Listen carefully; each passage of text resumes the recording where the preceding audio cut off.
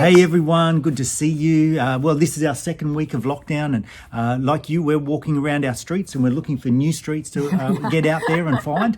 But the big thing is we've been loving the routine, what Dr. Linda talked about last week, about having a routine and stepping into that, and how that brings structure, but also brings freedom and life into our every deal. So just encourage you, if you haven't done that yet, to click in and do that. But we've been enjoying routine, getting up every morning and stepping out and exercising and engaging with that. But that's been good.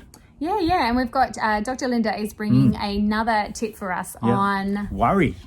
And so at the end of Church News, we're going to play that clip for you, and great to hear your feedback on it. I'm so glad that it is equiping you guys for this season, and I know today we'll do that as well. And talking about 2 weeks, today, Wednesday, tonight is the deadline for wearing masks, getting masks. And to be completely honest, it's not something I've been looking forward to. It's not my fashion accessory. Not a fashion accessory of my choice.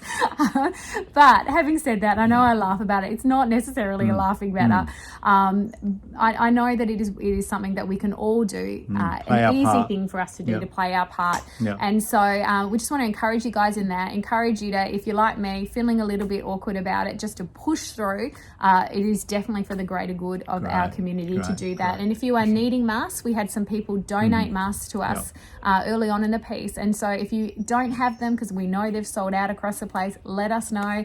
They're the new toilet roll. Or if you've started a mask making business, let us know. Either of those things, let us know. If you need them, let us know. If you have a mask business, let us know, so that we can make sure that as a church community and broader community, we are well equipped to do this season in unity. Cool. And talk about well equipped. So this Saturday we have our men's breakfast, and we have the incredible Don Baldessari speaking, a great father. He's got 2 incredible kids and now a grandchild as well. But he's going to be talking to us about generational wisdom, about raising godly kids, and just passing on some of that wisdom for us. So you can connect in through the website so we can join each other on Zoom and just listen and hang out together and just stir each other up. So applicable for every generation. And I know if I was a guy, I'd be wanting to jump on. So I really want to encourage you to do that.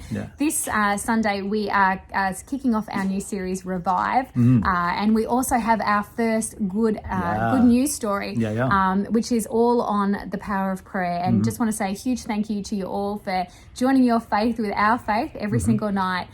Hearing such great reports back from you all for the life it's bringing you, but it's also great that we're seeing all those testimonies coming through. And so let's keep it up, church. We're just at the beginning. Prayer changes everything. Prayer changes everything. Let's continue to be prayer warriors. And talking about playing our part, just want to encourage you all on living out love. And so in this season, one of the greatest ways we can bring about God's goodness and greatness in our church family and beyond into our local community and global community is through generosity, is by sharing what God has given us with others. And so love you to jump onto our website, go down to the Live Out Love section. If you click onto that, you're going to see easy ways for you to share what God has given you in all those spheres. And so local ways to do that, global ways to do that by simply donating through Coles or to the local to the global organizations in India, Vietnam. But then also through the pantry. Yes. So you can do stuff locally through the pantry. And we want to prepare not just for this season, but also in the season to come, because we know there's a journey to walk out of this. So let's make sure our pantry is stocked, ready for that next season, so that we can minister to each other. So huge thank you to all of you who have donated. Our pantry is full at the moment. Information on there, how that you can actually play your part in the pantry with shopping for some general items and dropping them off to us at home, or letting us know and we can pick them up. And I was going to say something else.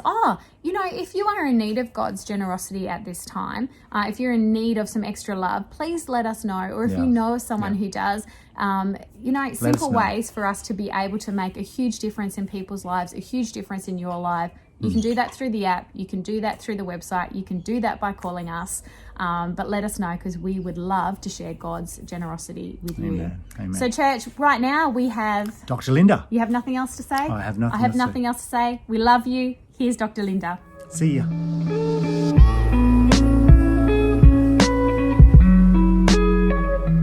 Hi everyone, I'm Linda and I'm a clinical psychologist. In this video series on how to cope during the pandemic, today I'm bringing you strategies on how to reduce worry. Now, one thing that's really important are your thoughts. Your thoughts affect the way that you feel and behave. So really paying attention to them and looking after them is going to be really important with managing your mood. So think about setting limits with how much social media you might be looking at or how many news bulletins you're watching, because there's quite a lot out there at the moment. Also, be well informed. Go to reputable sources for your information. Otherwise, what can happen is people can have irrational thoughts, and that can cause a lot of distress. Also, think about what you can and can't control. Right now, think about controlling, keeping yourself safe, following the hygiene practices, and also trying to control your thoughts. I know that's easier said than done. Our thoughts, they are automatic and they just come into our minds, but they're not always all helpful. For example, someone might be thinking, nothing's ever going to get better, and that's going to cause a lot of distress. Whereas a more helpful way to think about things could be, as a society, we're all working on this together. We've got the government, we've got researchers, we've got experts all trying to find treatment and a vaccine for what's going on. So keep that in mind. Also, if you do find yourself staying up at night and worrying a lot, like at 2 a.m. in the morning, why not keep a worry diary and just jot down any thoughts that are going through your mind, and then the next day have a look at them and see what you can problem solve. I hope these ideas have been helpful, and if anything has resonated with you, why not give it a go this week?